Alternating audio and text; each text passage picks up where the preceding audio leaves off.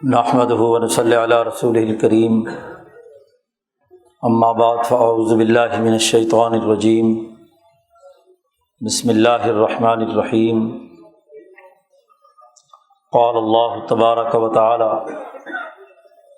یؤتی الحکمۃ من یشاء ومن یؤت الحکمۃ فقد اوتی خیرا کثیرا وما یذکر الا اولو الالباب۔ وقال النبی صلی اللہ علیہ وسلم کانت بنو اسرائیل تسوسهم الانبیاء کلما ہلک نبی خلفہ نبی آخر الا لا نبی بعدی سیکون خلفاء فیکثرون۔ وقال النبی صلی اللہ علیہ وسلم لا تزال طائفة من امتی قائمین علی الحق لا یضرهم من خالفهم۔ صدق اللہ مولانا العظیم وصدق رسولہ النبی الکریم۔ معزز دوستو،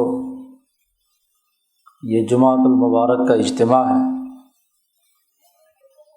اور یہ اجتماع نصیحت حاصل کرنے، حکمت و شعور سیکھنے، اپنے مسائل حل کرنے اور اپنے آپ کو دنیا اور آخرت میں کامیاب بنانے کے لیے منعقد کیا جاتا ہے۔ یہ دین اسلام کی اس آفاقی حکمت پر مبنی ہے کہ جس میں مسلمان اجتماعیت اپنی انسانی اجتماعی طاقت سے انسانیت کی فلاح و بہبود کے اجتماعی تقاضوں کی تکمیل کے لیے کردار ادا کرے۔ انسانیت اللہ کو محبوب ہے، اور انسانیت کی شناخت اس کی اجتماعیت سے ہے۔ یہ وحدت تقاضا کرتی ہے کہ تمام انسان بلا تفریق رنگ نسل مذہب دنیا اور آخرت میں کامیاب ہوں۔ مسلمان جماعت وہ ہے جو کل انسانیت کی کامیابی کے نقطہ نظر سے اپنی علمی اور عملی صلاحیتوں کو بروئے کار لاتی ہے۔ انسان جو تمام باقی انسانوں کے ساتھ 999 کے حساب سے 1000 میں سے 999 اجزاء انسان کے ایک دوسرے کے ساتھ بالکل متفق ہے، وحدت پائی جاتی ہے۔ جیسا کہ گزشتہ جمعہ میں بھی ذکر کیا گیا تھا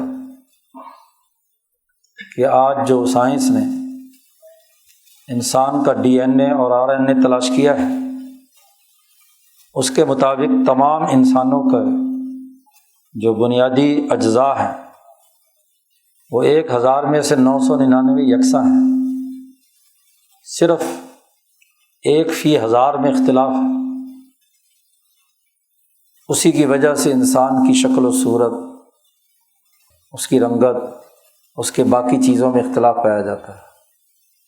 یہی وجہ ہے کہ انسانوں میں ایک انسان کا خون دوسرے انسان کو لگ جاتا ہے، ایک انسان کے اعضاء دوسرے انسان سے پیوند کاری ہو جاتی ہے، اور بہت سارے امور ہیں۔ تو انسانیت تو کل ایک وحدت لیے ہوئے، صرف 1/1000 کا فرق ہے۔ تو دین وحدت بھی کل انسانیت کی فلاح و بہبود کا انقلابی حکم بھی اور انقلابی حکمت بھی بیان کرتا ہے۔ قرآن حکیم نے کئی جگہ پر یہ بات واضح کی ہے کہ اللہ پاک تمہارا جن چیزوں میں اختلاف ہے اس کا فیصلہ اللہ تعالیٰ کر دے گا۔ جو تم دنیا میں اختلاف رکھتے ہو، اختلاف فکر و نظر، اختلاف اعمال، اس کا فیصلہ اللہ تعالیٰ کرے گا کہ کل انسانیت کے 999 کے حساب سے انسان کے اندر جو 1/1000 حصہ ہے وہ کل انسانیت کے معیار کے مطابق تھا یا اس اختلاف نے بڑھ کر 999 فی ہزار کی نوعیت اختیار کر لی تھی؟ جی اس اختلاف کا فیصلہ کریں۔ اب نبی اکرم صلی اللہ علیہ وسلم کل انسانیت کی طرف مبعوث ہوئے ہیں، تو کس لیے؟ اس لیے کہ انسانوں کی جو وحدت فکر و عمل ہے اس کو دنیا میں قائم کرنے کے لیے، اس کا عملی نظام بنانے کے لیے جدوجہد اور کوشش کریں۔ تمام اقوام عالم کی طرف آپ کو بھیجا گیا اور آپ صلی اللہ علیہ وسلم سے کہہ دیا گیا کہ ہر مسلمان اپنی نماز کی دعا میں رب العالمین کی حمد و ثنا بیان کرے، اس کے ساتھ تعلق قائم کرے، اس سے سیدھے راستے کی طلب کرے، جو مالک یوم الدین بھی ہے، جو الرحمن الرحیم بھی ہے، اور نبی اکرم صلی اللہ علیہ وسلم جو رحمت للعالمین بنا کر بھیجے گئے ہیں، تمام انسانوں کے لیے رحمت ہے۔ آپ کی تمام امت، خواہ امت دعوت ہو یا امت اجابت، دونوں کے لیے آپ رحمت اور شفیق بنا کر بھیجے گئے ہیں۔ اسی شفقت ہی کی وجہ سے تو امت اجابت پیدا ہوئی۔ اگر نفرت ہو تو دعوت کیسے چلے گی؟ اس لیے آپ کو رحمت بنا کر بھیجا گیا۔ کتاب مقدس قرآن حکیم کو ہدی للناس قرار دیا گیا کہ تمام انسانیت کے لیے ہدایت۔ صحابہ اکرام کو جو حضور صلی اللہ علیہ وسلم کی تربیت یافتہ پہلی نمونے کی جماعت، اس کو اخرجت للناس کہا گیا، کنتم خیر امۃ اخرجت للناس۔ اور امام شاہ ولی اللہ فرماتے ہیں کہ یہ اخرجت جو کل انسانیت کی فلاح و بہبود کے لیے ہے، یہ نوح علیہ السلام نے بھی پیدا کی، ابراہیم علیہ السلام نے بھی ایسی جماعت پیدا کی، موسیٰ علیہ السلام نے بھی پیدا کی، عیسیٰ علیہ السلام نے بھی پیدا کی۔ گو ان کے کام کرنے کا دائرہ اپنے اپنی قوم تک تھا، لیکن اس قوم میں ایسے تربیت یافتہ افراد تیار کیے جو کل انسانیت کی سوچ رکھتے تھے۔ نبی اکرم صلی اللہ علیہ وسلم کی خیر امت والی جو جماعت ہے، اس نے عملاً بھی کل انسانیت کی فلاح و بہبود کے لیے کام کیا، نظام بنایا۔ خاص طور پر خلافت اعلیٰ منہاج النبوہ قائم کرنے والے صحابہ اکرام، جو حضور صلی اللہ علیہ وسلم کی تربیت یافتہ براہ راست جماعت ہے، خلفائے راشدین، تو اس جماعت کا بنیادی ہدف عملاً کردار ادا کرنا رہا ہے۔ تو جب کل انسانیت کے لیے رحمت ہے، دین اسلام، نبی اکرم صلی اللہ علیہ وسلم کی آمد، اللہ پاک رب العالمین ہے، قرآن ہدی للناس ہے، تو یہ جو اختلاف ہے اس کو حل کرنے کا ایک ہی طریقہ ہے، اور اسے قرآن حکیم کی اصطلاح میں حکمت کہا جاتا ہے۔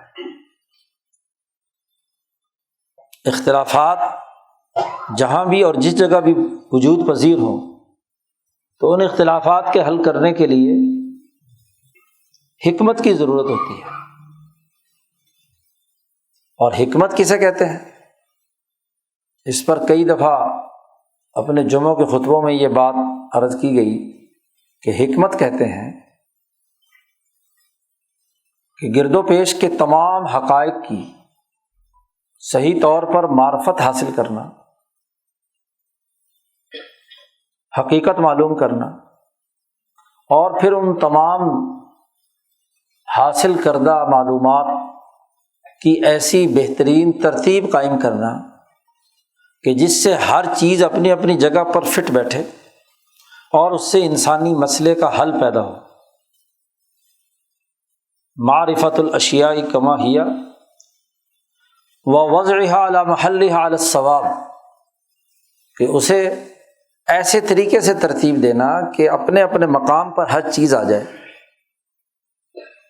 اب اختلاف تو اس لیے تھا کہ ہر آدمی کا اپنا ایک کوڈ ہے، لتعارفوا، تاکہ تمہارا تعارف ہو سکے، اگر سب 1000% برابر ہوتے تو پہچان ہی نہیں پیدا ہونی تھی الگ الگ۔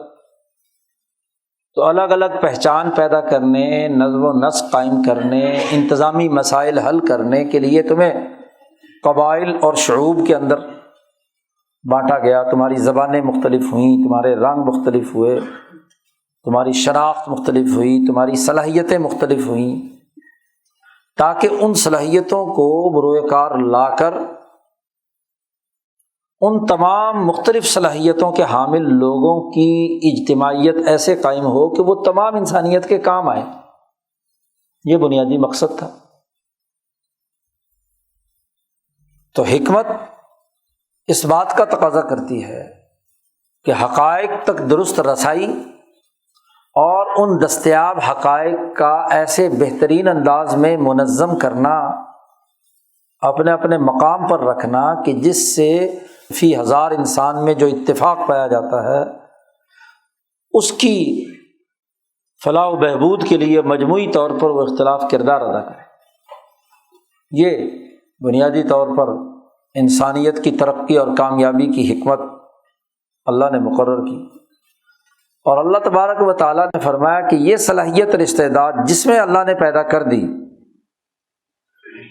جس کے اندر حکمت آ گئی، تو اسے بہت بڑی خیر کثیر مل گئی۔ فقد اوتی خیرا کثیرا، بہت بڑی بھلائی کی بات آ گئی۔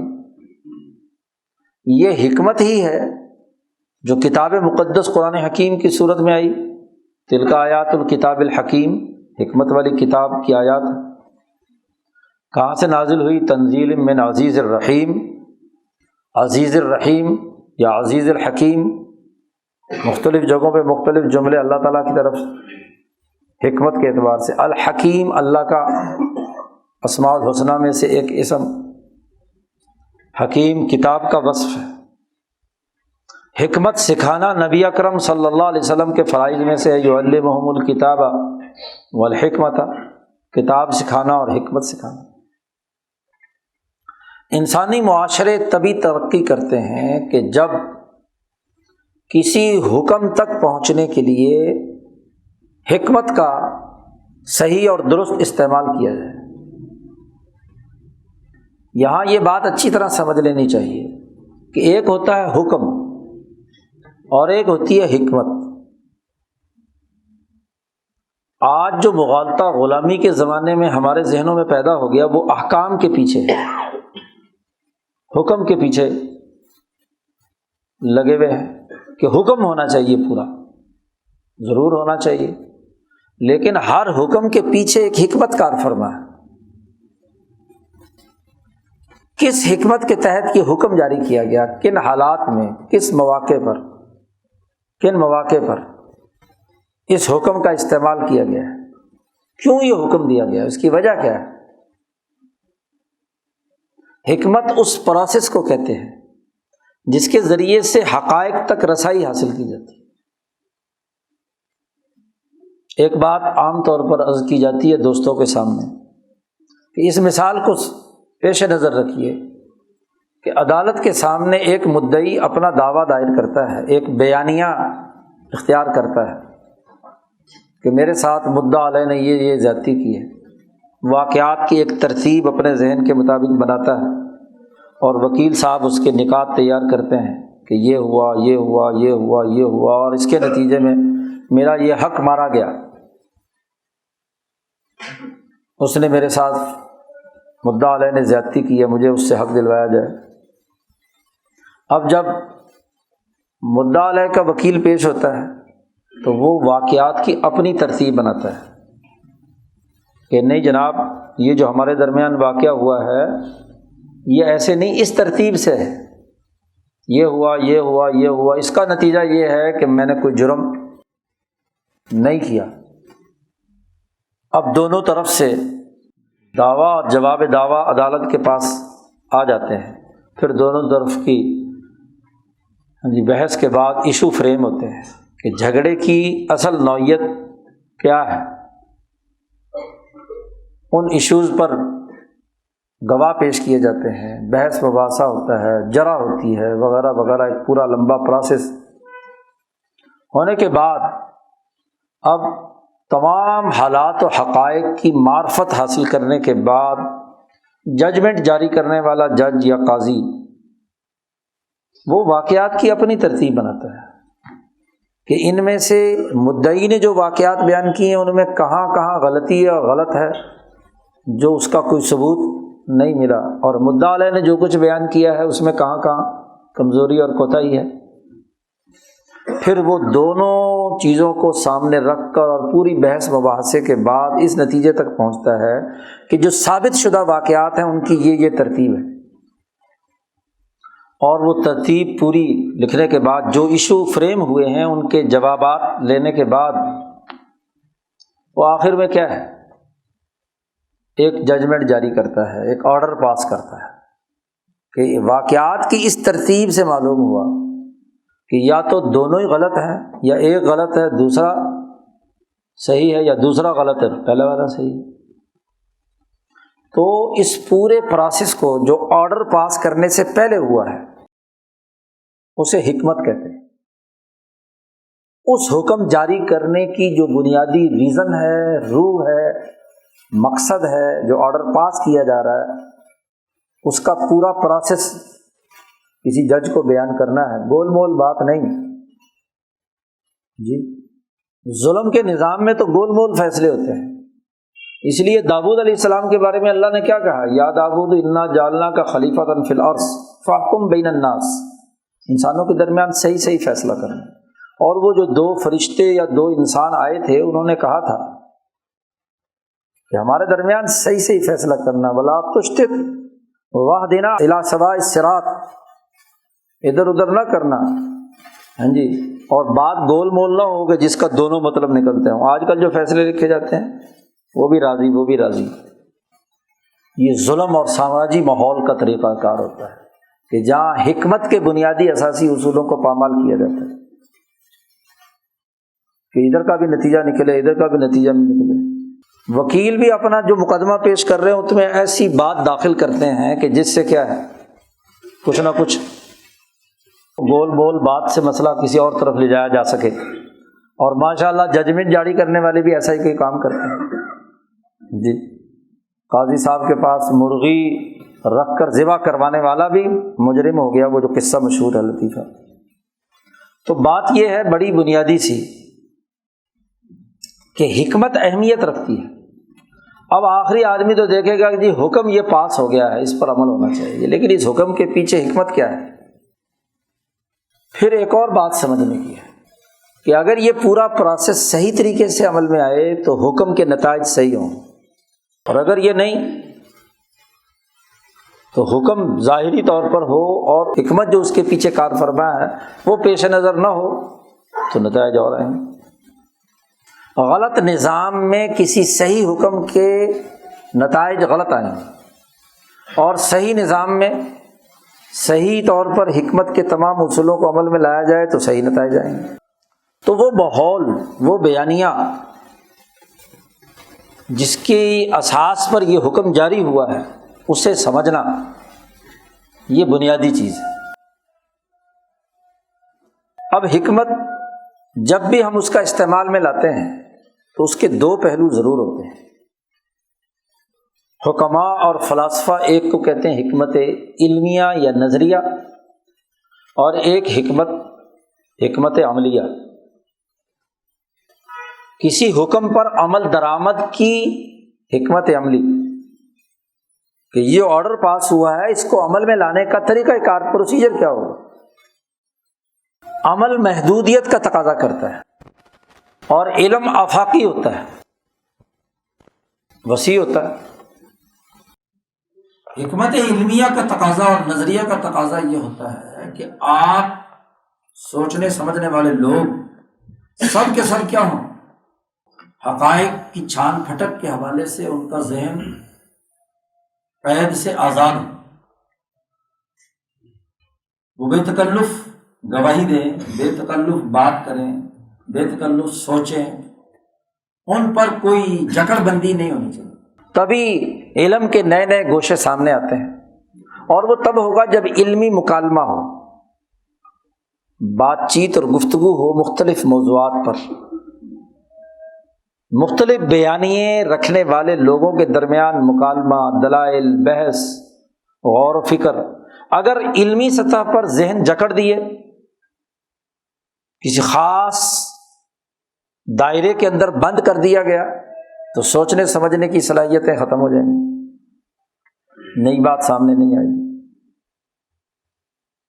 اور اسی لیے اس کا دائرہ ایک مخصوص ہوتا ہے، تعلیم گاہ، جامعہ، یونیورسٹی، یا ایک قدیم زمانے میں مدرسہ، یعنی جہاں عقلاء ایک دوسرے کی بات حوصلے سے سنیں، دلائل دیں، گفتگو کریں اور ایک نتیجے تک پہنچے، وہاں علمی خالص مباحثہ ہوتا ہے۔ اس لیے حکمت علمیہ پبلک میں نہیں آتی، کیونکہ عام عوام کا اس سے براہ راست کوئی تعلق نہیں ہوتا۔ یہ خالصتاً ایک اکیڈمک بات ہوتی ہے، اس میں بیٹھ کر بات چیت اور گفتگو ہوتی ہے، اس کا اپنا ایک دائرہ ہے۔ اور حکمت عملیہ کہ کسی حکم پر عمل درآمد کرنا ہے، اس کے لیے آپ کو ایک پلان دینا پڑتا ہے، کام کرنے کے لیے آپ کو نیچے اترنا پڑتا ہے نا، ورنہ ذہن کی آفاقیت تو یہ ہے کہ وہ 7 آسمانوں کی سیر کر سکتا ہے، جو مرضی خواہش کر لے، جو مرضی تصور لے آئے، لیکن نیچے اترنے کے لیے تو معروضی حقائق سامنے رکھنے ہوں گے نا، جو سامنے معروض ہے اسے پیش نظر رکھنا ہوگا، اور اس میں آپ کو نکات متعین کرنے ہوں گے۔ مثلاً آپ اپنے تخیل میں کسی مکان کے بارے میں جتنے چاہے ڈیزائن بنا لیں، مکان بنانا ہے تو اس کے لیے کیسی کوٹھی ہوگی، کیسا بنگلہ ہوگا، اور خیال میں جتنے چاہے کمرے بنانے، جتنے چاہے گرا دیں، جتنے چاہے اس میں چیزیں ایڈ کر لیں، لیکن جب بنانے کا مرحلہ آئے گا تو آپ کو فیصلہ کن نقشہ دینا ہوگا کام کرنے والے کو۔ وہاں آپ یہ نہیں کہہ سکتے کہ جناب یہ دیوار بنا دی ہے تو گرا دو، دوسری بنا لینا، نہیں، دروازہ ادھر کھول دو۔ اگر یہی کرتا رہے گا تو مکان بنے گا، کیونکہ تخیل بدلتا گیا تو ہر چیز بدلتی گئی۔ فاؤنڈیشن آپ نے کھڑی کر لی، اب اوپر کی بلڈنگ میں کہتے ہیں کہ جی اس پر 10 منزلہ اور بنا دو، فاؤنڈیشن اس کے مطابق بنی نہیں تو بن سکتی ہے آگے بات۔ وہاں تو سٹیپ بائی سٹیپ آپ کو عملی تقاضوں کو سامنے رکھنا ہے، اور وہاں ڈیسیژن میکنگ ہونی چاہیے کہ یہ بنیاد ہے، اس بنیاد پر صرف یہ چیزیں ہوں گی، اور اس کی ذمہ داری متعلقہ فرد قبول کرے کہ میں نے یہ فیصلہ کر لیا ہے۔ تو حکمت عملی تقاضا کرتی ہے ایک واضح اور دو ٹوک ایسے پلان کا جس پر لوگ عمل درآمد کریں۔ مثلا نماز کا تصور تمام انبیاء کے ہاں رہا ہے کہ اللہ کی عبادت کرنی چاہیے، اللہ کے سامنے اخبات ہونا چاہیے، توجہ ہونی چاہیے۔ اب انبیاء کیا کرتے ہیں؟ خاص طور پر ہمارے نبی حضرت محمد مصطفیٰ صلی اللہ علیہ وسلم نے اللہ کی عبادت کا ایک پورا سسٹم دے دیا کہ نماز اس کو کہیں گے، ایسے شروع ہوگی، تکبیر تحریمہ سے لے کر سلام پھیرنے تک کے تمام اعمال تمام انسانوں کے لیے جو مسلمان ہو جائیں ان کے لیے کیا ہے؟ یہ طریقہ کار ہوگا نماز پڑھنے کا۔ اب آپ اس کے دائرے سے آگے پیچھے ہوں گے تو اس پروسیجر کو توڑ رہے ہیں، اس سسٹم کو توڑ رہے ہیں جی۔ یہ عملی تقاضا ہے سسٹم کا۔ زکوٰۃ تمام انبیاء کی تعلیمات میں تھی، بلکہ تمام مذاہب میں خیرات کرنا اچھی بات ہے، کوئی کتنی کرے اور کتنی نہ کرے کوئی نہیں۔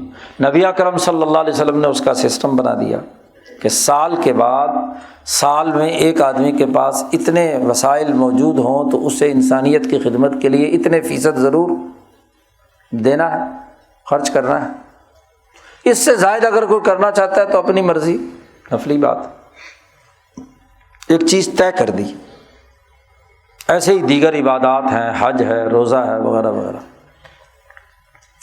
تو ایک ہوتی ہے حکمت عملیہ کہ عملی طور پر ایک حکمت تشکیل دینا کسی حکم پر عمل درآمد کے لیے۔ اللہ نے حکم دیا اقیموا الصلاۃ، اس پر عمل درآمد کی حکمت عملی پورا نظام بنا کر دے دیا نبی اکرم صلی اللہ علیہ وسلم۔ اور ایک ہے حکم تک پہنچنے کا عمل، تو یہ دونوں چیزیں یکساں طور پر ضروری ہوتی ہیں۔ اسی کو حضرت مجدد الفسانی رحمۃ اللہ علیہ نے فرمایا کہ ایک علم الاحکام ہے جو انبیاء علیہم السلام سے آیا ہے، اور ایک علم اسرار الدین ہے، دین کے اسرار و رموز جاننے کا عمل، کہ وہ حکم جو علم الاحکام کے ذریعے سے دیا گیا اس کے پیچھے حکمت کیا کار فرمایا جی۔ اس لیے اسرار الدین کی تعریف شاہ صاحب نے کی، الباحث عن حکم الاحکام ولمیاتها، علم اسرار الدین میں بحث کی جاتی ہے احکام کی حکمتوں سے، اور اس حکمت کے پیچھے کیا لم ہے، کیا دلیل ہے، وخواص الاعمال ونکاتها، عمل کی خصوصیات سے خود اعمال کے خواص کیا ہیں، ونکاتها، اس کے بنیادی نکات کیا ہیں عمل کے۔ انسان عمل کرتا ہے، اس کے خواص اور اس کے نکات کا متعین کرنا، جب تک اس کا نقطہ متعین نہیں کریں گے تو عمل وجود میں نہیں آئے گا۔ آپ ہی بتائیں کہ کاغذ پر جب تک آپ 0 پوائنٹ نہیں لگائیں گے تو کسی پلاٹ کا سائز یا بلڈنگ کا کوئی مربع، مستطیل، مثلث، تکون وغیرہ بن سکتی ہے؟ آپ کی پرکار کا جو محور ہے وہ ادھر ہل جائے، ادھر ہل جائے، ادھر ہل جائے تو کوئی ضلع بھی درست نہیں ہوگا، اور ضلع درست نہیں ہوگا تو کوئی نقشہ درست نہیں ہوگا۔ تو یہی تو نقطہ ہے کہ اعمال کے خواص کیا ہیں اور اس عمل کا نقطہ آغاز کیا ہے، بنیادی نکات اس کے کون سے ہیں۔ یہ علم اسرار الدین ہے، یہ حکمت کی بات ہے۔ تو سچے علماء وہ ہیں، اہل علم و دانش وہ ہیں جو علم اسرار الدین بھی جانتے ہوں کہ احکام کی حکمتیں اور دلائل، اور اعمال کے خواص اور اس کے بنیادی نکات وہ دونوں جانتے ہیں، تو تب وہ علم الاحکام یا شریعت پر عمل کرنے کے قابل ہو سکتے ہیں، ورنہ نہیں۔ گویا کہ دونوں حکمتیں کار فرما ہوں تو پھر کسی بھی انسانی معاشرے کا صحیح اور درست نظام تشکیل دیا جا سکتا ہے۔ ہمارا المیہ کیا ہے معزز دوستو؟ آج یہی سمجھنا ہے ہمیں۔ 300 سال سے جب سے مسلمان زوال پذیر ہے، اس کو جو سب سے بڑا مخمصہ لاحق ہے، اس کے اہل علم کو بھی اور اس کے عوام کو بھی، کہ ان دونوں کے درمیان جو توازن پیدا ہونا چاہیے تھا، حکمت علمیہ اور عملیہ کے درمیان، احکامات اور حکمت کے درمیان، جو ایک دوسرے کی دونوں کی حیثیتوں کو قرار واقعی بنیادوں پر سمجھ کر عمل کرنے کا طریقہ کار ہونا چاہیے تھا، وہ ہم سے چھن گیا۔ اور یہ کسی بھی قوم کا بڑا المیہ ہوتا ہے کہ اگر اس کا نظام عملی طور پر ختم ہو جائے تو وہ اسی مخمصے سے دوچار ہوتی ہے۔ اس زوال کے زمانے میں جو سب سے بڑی خرابی پیدا ہوئی وہ یہ کہ اس دور میں دین اسلام کی تعلیمات کے حوالے سے انتہا پسندانہ 2 طبقے پیدا کر دیے گئے۔ پہلے تو علم ہی سرے سے پڑھنا پڑھانا بند کر دیا گیا، اور اگر علم کے نام پر میدان میں چیزیں آئیں تو جو علمی دائرے کی باتیں تھیں، حکمت علمیہ سے تعلق رکھتی تھیں، اسے فٹ کر دیا حکمت عملیہ پر، اور جو عمل سے تعلق رکھنے والی چیزیں تھیں انہیں بعض طبقات نے فٹ کر دیا حکمت علمیہ پر۔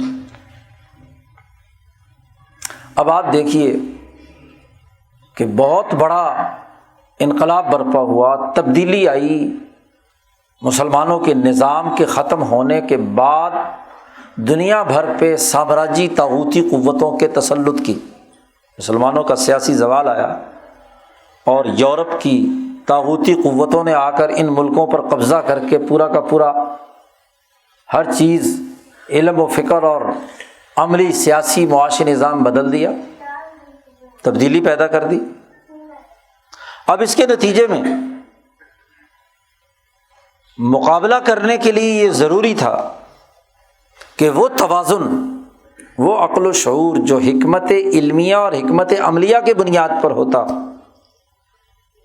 تو سوسائٹی مقابلہ کر پاتی، اور اگر ایسا نہیں ہوا جیسا کہ ہمارے سامنے ہے کہ دونوں چیزیں باقاعدہ ایک سوچی سمجھی تعلیمی سکیم کے تحت بدل دی گئی جی،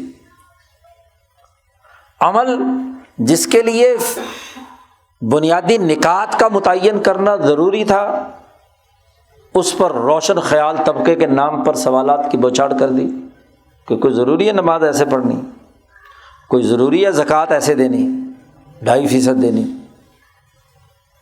جو عملی چیزیں تھیں خالصتاً ان کو علم کے دائرے میں لا کر شکوک و شبہات کا مرکز بنا کر ذہنوں سے اس عمل کی اہمیت ختم کر دی۔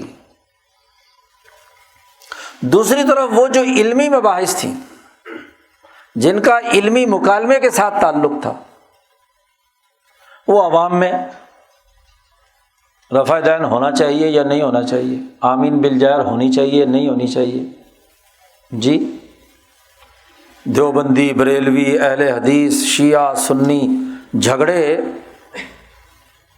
دیکھو یہ اختلافات اگر ہیں بھی تو ان اختلاف کا ایک دائرہ تھا، درسگاہ، ایک خاص ماحول، جس ماحول میں کیا ہے مکالمہ ہے، دونوں طرف اہل علم ہیں، دونوں طرف کے پاس دلائل بھی ہو سکتے ہیں، ان دلائل پر غور و فکر اور تدبر بھی کیا جا سکتا ہے، ان کو عوام میں، کیونکہ ان کا اس عمل سے کوئی تعلق نہیں، انہیں تو وہ عمل کرنا ہے جو انسانیت کے فائدے کا ہے اور وہ مشترکہ ہے۔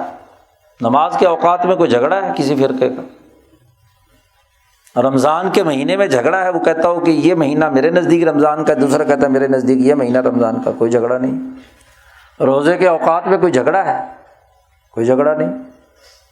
نماز کے پڑھنے میں کوئی جھگڑا ہے، اللہ اکبر تکبیر تحریمہ کہہ کر شروع کرنا ہے اور سلام پھیرنا ہے، سب کے نزدیک متفق ہے۔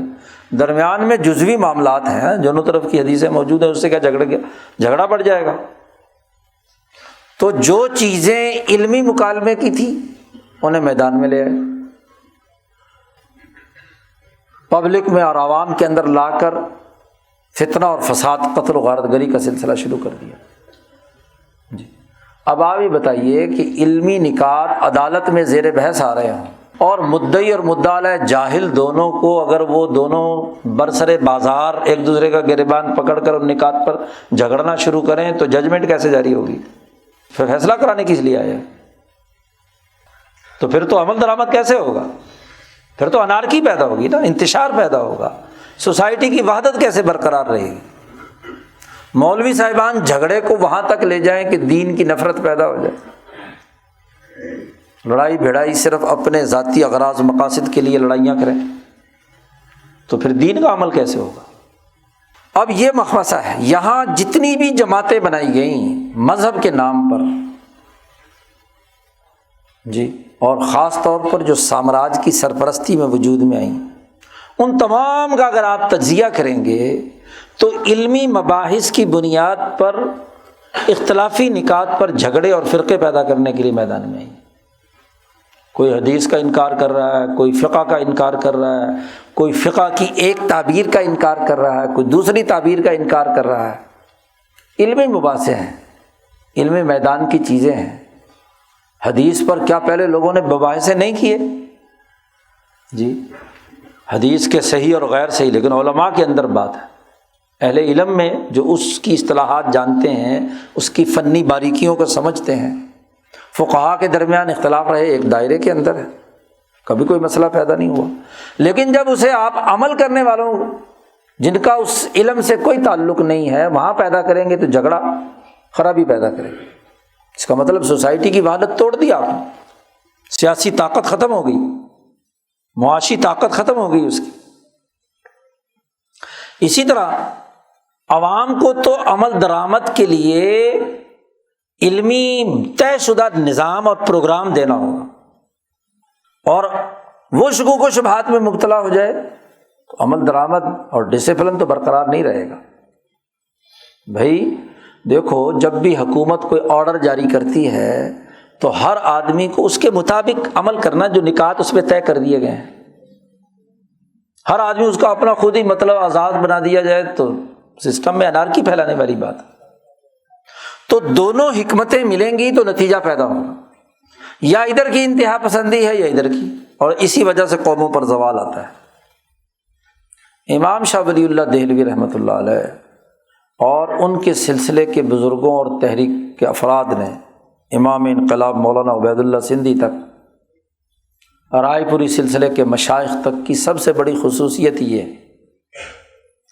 کہ ہر بات کا اپنے دائرے سے تعلق ہے، اس دائرے کے مطابق کیا ہے کام ہونا چاہیے۔ جب یہاں شیعہ سنی جھگڑا کھڑا ہوا تھا سیاسی مقاصد لیے ہوئے ایران عراق جنگ کے تناظر میں، تو حضرت اقدس مولانا شاہ سعید احمد صاحب رائے پوری کا ایک بڑا لمبا خط ہے، اس میں حضرت نے اس کو بڑی تفصیل کے ساتھ بیان کیا کہ جو مدرسے میں مکالمے اور مباحثے کی بات تھی اس کو سڑکوں پہ لے آئے، انتشار پیدا کر دی،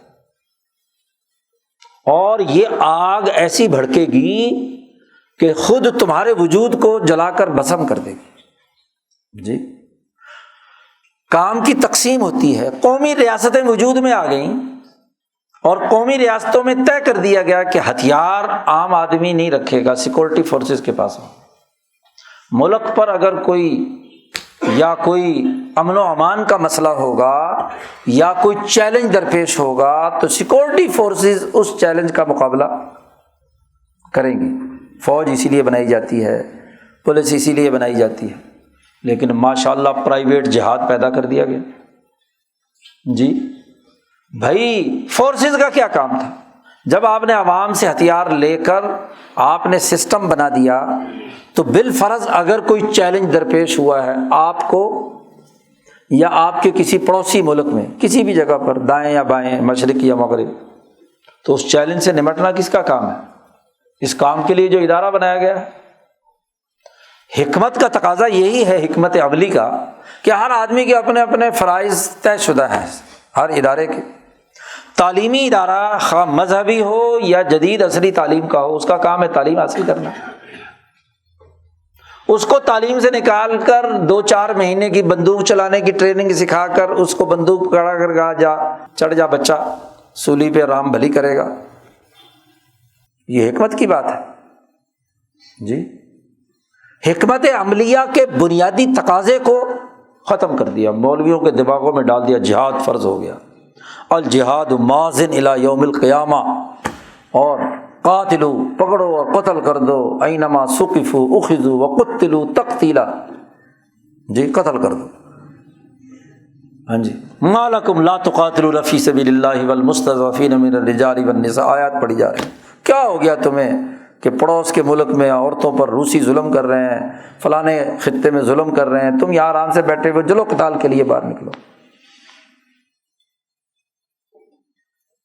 پھر ریاستوں کا یہ ادارہ جاتی نظام بنانے کی کیا ضرورت ہے؟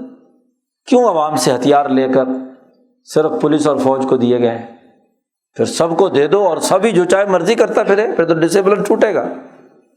آج اسی کی سزا بھگت رہے ہیں نا، آج اسی کی سزا بھگت رہے ہیں کہ حکمت عملی کے جو نکات تھے کہ ادارہ جاتی نظام بن گئے، مقننہ کا کام ہے قانون بنانا، عدلیہ کا کام ہے ججمنٹ کرنا، فوج کا کام ہے دفاعی نظام بنانا، پولیس کا کام ہے امن و امان قائم رکھنا۔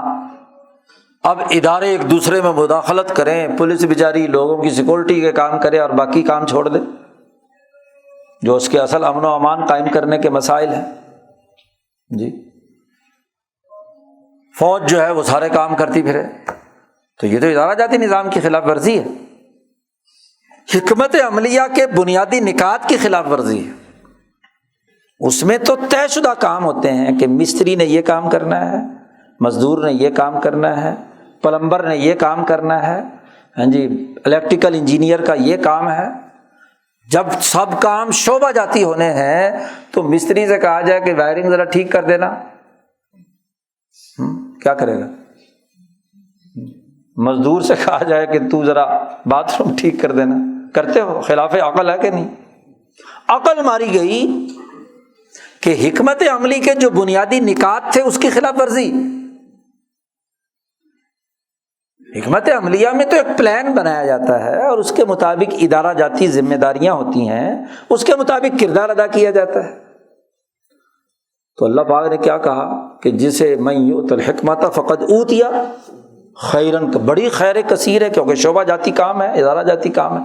جمہوریت اسی کو کہتے ہیں، جمہوریت کو ووٹ دینے کا نام تو نہیں ہے، ووٹ دو اور اس کے بعد اراکین اسمبلی کو بکنے کے لیے کیا ہے، چھوڑ دو۔ جمہوریت اس کا، جمہوریت تو ادارہ جاتی بنیادوں پر کام کرنے کا عمل ہے، حکمت کے بنیادی تقاضوں کا ایک نتیجہ اور پھل ہے جو انسانی محنت نے تجربات سے، مشاہدات سے اپنے لیے حاصل کیا ہے جی۔ اور حکمت نظری جس میں تقاضا تھا سوچنے سمجھنے کے لیے سوال لوگ پیدا کریں، سوال اٹھائیں، تو وہ درسگاہ ہے۔ آج المیہ کیا ہے، درسگاہ میں سوال نہیں اٹھا سکتے، سوال پر پابندی ہے۔ مدرسے میں سوال اٹھائے تو فوراً کوئی نہ کوئی فتویٰ لگ جاتا ہے کہ تو فلانا فرقے کا ہو گیا، تو نے تو بے ادبی کی ہے۔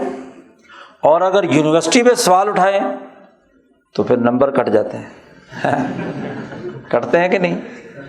اور آج کا تو عجیب نظام ہے، استاد نے طالب علموں سے نمبر لینے ہوتے ہیں کہ میں اچھا پڑھا رہا ہوں کہ نہیں۔ سیمسٹر سسٹم جب سے آیا ہے جی، اور استاد نے ان کے نمبر لگانے ہوتے ہیں، تو دونوں مل کر کہتے ہیں کہ جی تم مجھے حاجی کہہ دو، میں تمہیں جی عجیب چکر ہے، سوال کرنے کی اجازت نہیں جی، جیسا کیسا پڑھایا ہے بس سنو، اور اگر زیادہ سوالات ہیں تو خود ہی آج کل یوٹیوب پہ فلاں چیزیں پڑھی ہوں گی، وہاں سے دیکھ کر خود ہی سیکھ لینا۔ تو پھر بھائی تمہیں فیس دینے کی کیا ضرورت ہے؟ جہاں مکالمہ ہونا چاہیے، طالب علم کو آزادانہ ہر پہلو سے سوال کر کے اپنی علمی تشنگی دور کر کے علمی افکار و نظریات اور بیانیے کو سیکل کرنے کی ضرورت ہے، کیونکہ سوال اٹھائے گا تو بات سمجھ میں آئے گی۔ اس لیے کہا گیا عربی میں کہ السوال نصف العلم، آدھا علم ہوتا ہے سوال۔ اور ویسے بھی قانون سازی میں سوال پٹ اپ کرنا بڑی اہمیت رکھتا ہے، ایشو فریم کر رہے ہیں نا، اس لیے اللہ پاک نے کیا کہا، لا تسألوا عن اشیاء ان تبد لکم تسؤکم۔ قانون سازی ہو رہی ہو تو پھر کسی عمل کی خواہش کی بنیاد پر زیادہ سے زیادہ کرنے کا سوال مت کرنا۔ جیسے حج کے بارے میں سوال کر رہے تھے کہ ہر سال حج فرض ہے، تو حضور نے سوال ہی ڈسکس نہیں ہونے دیا، کیونکہ سوال ڈسکس ہوگا خاموش رہے، سوال ڈسکس ہوگا تو ضرور اللہ میاں ان کے شوق کو دیکھتے ہوئے کہے گا چلو جی ہر سال۔ تو حضور نے فرمایا اگر میں جواب دے دیتا کہ ہر سال تم پر حج فرض ہے تو تم کر سکتے، ایک سال تو ہوتا نہیں، وہ مشکل ہے۔ اس لیے ایسا سوال پیدا کرنا کہ جس سوال کے عملی نتائج انسانوں کے اندر لیے مسائل پیدا کریں، وہ درست نہیں، اور خاص طور پر جہاں قانون سازی ہو رہی ہے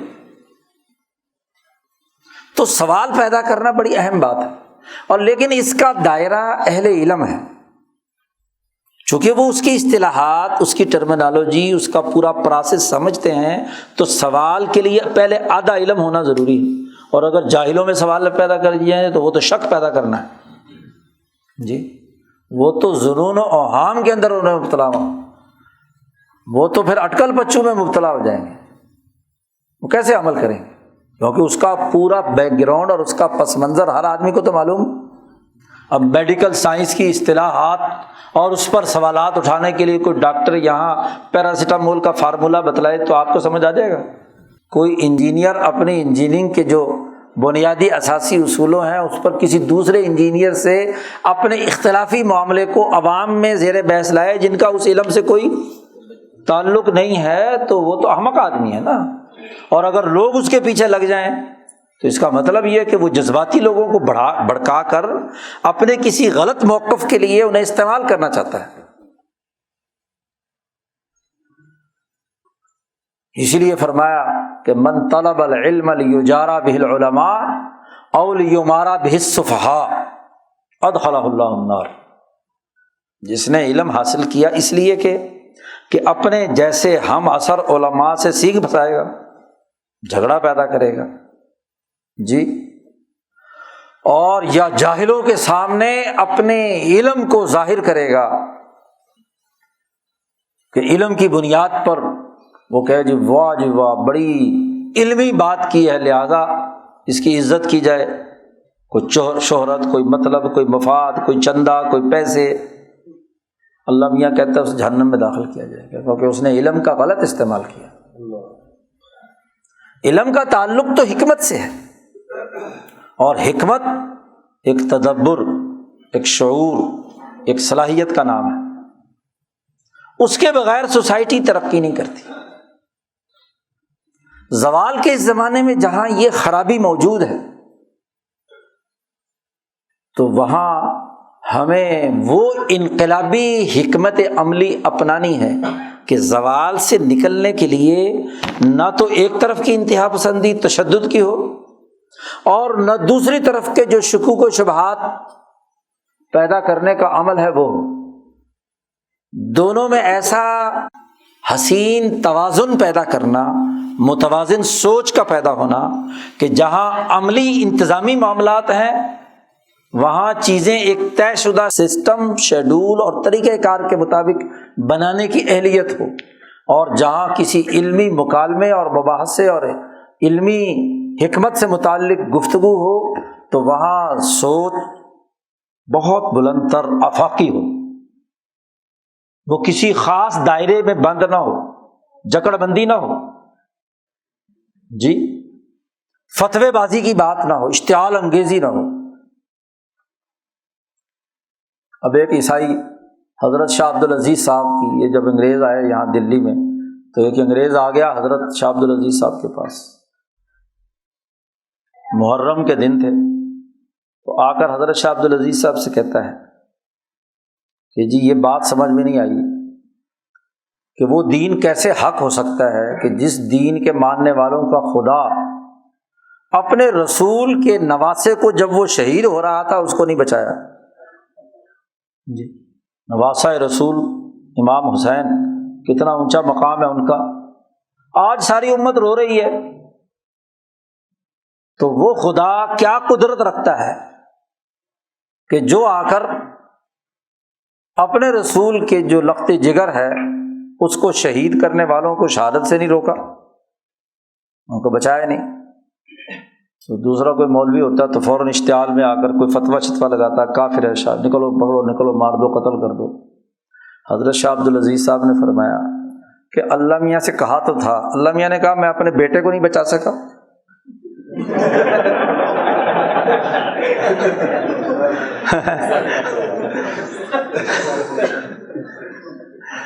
میرے بیٹے کو لوگوں نے پھانسی چڑھا دیا، عیسیٰ علیہ السلام کو، تو محمد صلی اللہ علیہ وسلم سے کہا کہ تیرے نواسے کو میں کیسے بچاتا۔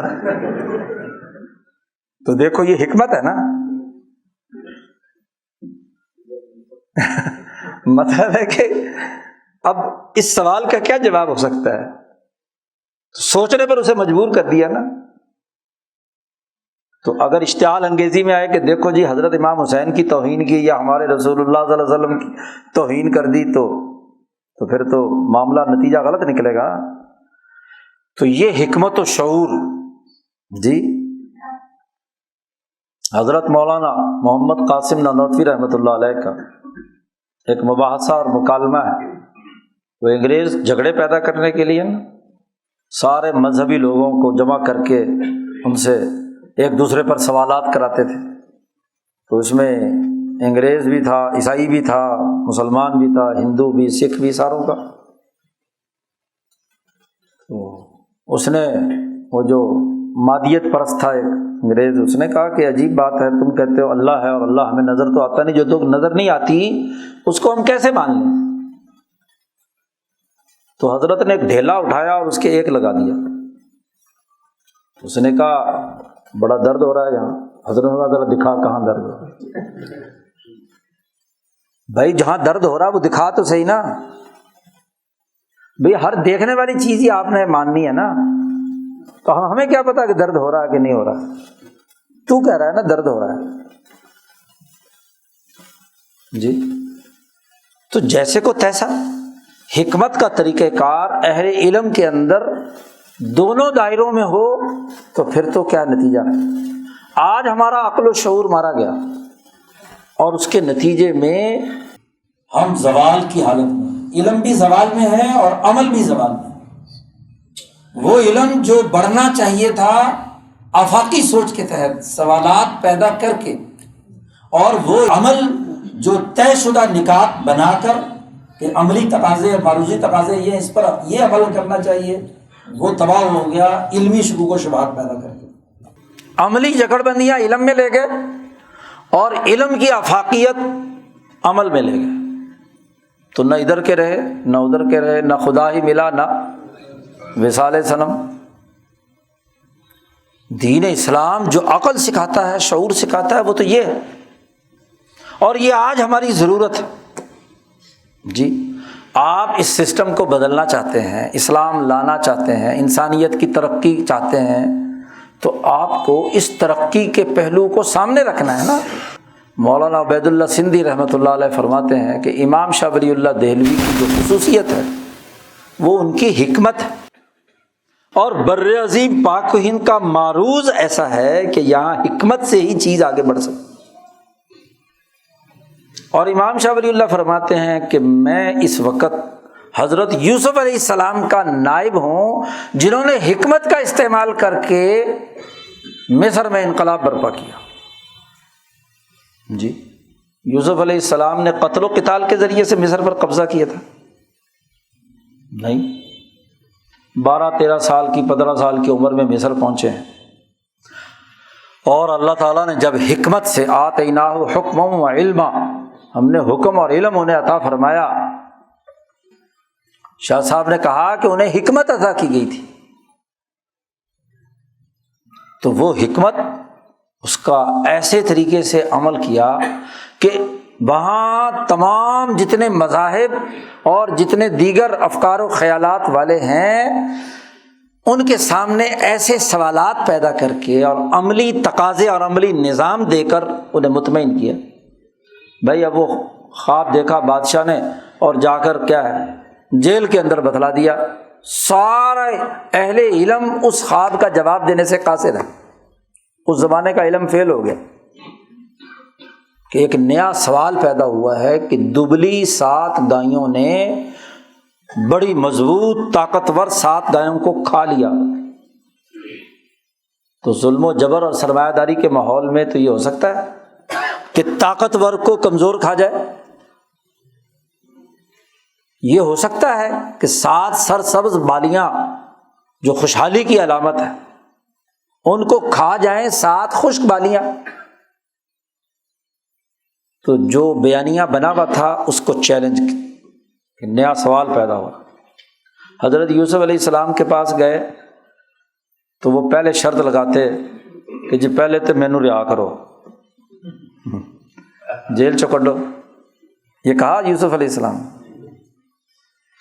جیسے ہی وہاں سوال کرنے والا پہنچا تو کیا کہا کہ یہ تو 15 سالہ منصوبہ ہے، 7 سال خوشحالی کے ہیں اور 7 سال قحط اور بدحالی کے ہیں۔ جو 7 سال خوشحالی کے ہیں ان میں جو کچھ آپ نے جمع کیا پونجی ہے وہ اگلے 7 سال جو بدحالی کے ہیں ان میں، اور پھر 15واں سال آئے گا جس میں خوب بارش برسے گی۔ ثم بعد ذلک عام فیہ یغاث الناس وفیہ یعصرون۔ عقل کی بات تھی نا، اور ہر ایک کو سمجھ میں آ گئی، بادشاہ کو بھی سمجھ میں آ گئی، تمام حکمران طبقوں کو بھی سمجھ میں آ گئی، جو حضرت یوسف علیہ السلام کا مخالف مذہبی بیانیہ تھا انہیں بھی سمجھ میں آ گئی کہ خواب کی تعبیر ایسی روز روشن کی طرح ہے کہ کوئی بھی اس کا انکار نہیں کر سکتا۔ تو وہ حکمت کی بات ہوتی ہے نا، انسان ہے نا، اس انسان کے سامنے جب انسانی فلاح کا پلان رکھا جائے تو اس کو سمجھ میں آ جائے یہ ہے حکمت۔ اچھا، اب اس پر عمل درآمد کیسے ہوگا؟ تو چونکہ ان کے ہاں تو اس طرح کا کوئی کانسیپٹ نہیں، تو مجبور ہو گیا بادشاہ کہ جناب حکومت ذرا سے بھالو، استخلص لنفسی جی فلما کلمہ قال انک الیوم لدینا مکین امین، آؤ حکومت سنبھالو۔ یوسف علیہ السلام نے کہا کہ یہ بے اختیار والی حکومت نہیں چاہیے مجھے، میرے کام میں کوئی رکاوٹ نہیں ڈالی جائے گی، اجعلنی علی خزائن الارض، تمام زمین کے خزانوں اور ریسورسز پر میرا قبضہ ہوگا، میں ہی فیصلہ کروں گا، کیونکہ کسی انتظامی افسر کے کام میں مداخلت ہو تو وہ نتائج اس کی توقع کیسے رکھی جا سکتی جی؟ اسے کہو یہ کرنا بھی ہے اور پھر ساتھ ہی اپنے درمیان میں نئی نئی ہدایات جال سازی سے دینا شروع کر دو تو سارا تلپٹ ہو جائے گا۔ تو یہ حکمت ہے نا، حکمت علمی بھی کیسی کہ کام کا جو بنیادی خاکہ ہے وہ بھی بیان کیا، اور پھر حکمت عملی بھی دیکھو کہ اگلے 15 سال میں عملاً وہ کام کر دکھایا کہ دنیا بھر سے لوگ دور دراز سے گندم لینے کے لیے وہاں پہنچ رہے ہیں۔ یہ دونوں چیزوں اور دونوں چیلنجوں کو قبول کر کے انہوں نے تبدیلی پیدا کی۔ حضرت شاہ ولی اللہ صاحب کا نقطہ نظر ولی اللہ جماعت کا یہی تھا کہ اس بر عظیم پاک و ہند میں دین کے غلبے کا راستہ صرف اور صرف یہ حکمت ہے جی، یہاں خالی حکم سے بات نہیں چل سکتی۔ اور مولانا سدھی فرماتے ہیں کہ اس کی ایک پس منظر ہے، وہ جہاں 100% مسلمان ہیں وہاں تو آپ حکم کی بنیاد پر سسٹم بنا کر کیا کر سکتے، اور جہاں اکثریت غیر مسلم تھے، ہندو تھے، سکھ تھے، عیسائی بھی آ گئے، انگریز بھی آ گئے، تو ایسے معاشرے میں آپ احکامات کو عمل میں لانے کے لیے حکمت کا مظاہرہ کریں گے تو نتیجہ ہوگا، اور خالی حکم کو نافذ کر کے جبراً نافذ کریں گے، مسلط کریں گے، تو اس کا نتیجہ کیا ہے؟ سوسائٹی میں فلاح و بہبود کا نہیں نکل سکتا۔